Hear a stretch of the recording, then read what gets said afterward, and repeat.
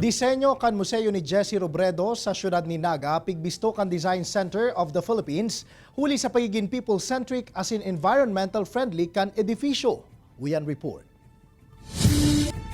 Kanakalisa ng bulan nin Hunyo, nakaresibinin prestihiyosong pagbistuan museo ni Jesse Robredo sa siyudad ni Naga, hali sa Design Center of the Philippines sa irarom kan Department of Trade and Industry.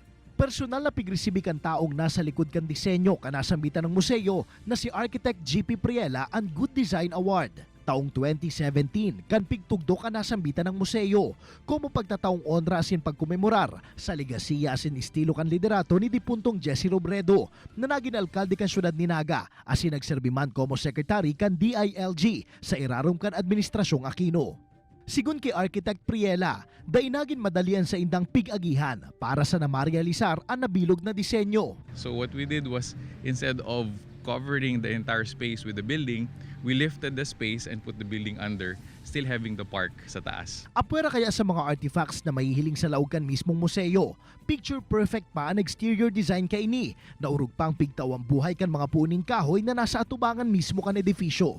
Masaya po kami na nakatanggap ng ganong award na ibig sabihin hindi lang po pala kasaysayan yung pwede naming maibahagi, kundi yung sinasabi ni Sir JP Priela, yung architect ng ating museum, na people-centric na design ng museum. Kaya man ang bagong kasal na Sinda Carlos at Sin Joyce, dai na pinalagpas na magpa-picture sa museo. Maganda yung structure niya. Para sa akin, unique. Sabi ko, lagi ko siyang nakikita na ginagamit sa mga prenup. Sabi ko, ang ganda nung pagkakagawa. So sabi ko, gusto ko rin magpa-picture dito. Kaya after ng wedding, pumunta kami dito. Sa presente, dai mababa sa 16 individual ang nagpapasiring sa nasambitan ng museo uro aldaw. Sa mga maawot magbisita, bukas inipon aldaw nin Martes hasta Domingo, pon alas 8 nin aga sagkod alas 4 nin hapon. Kaibanan si Carlo Abunita, Jesse Cruzat, Balitang Bicolandia.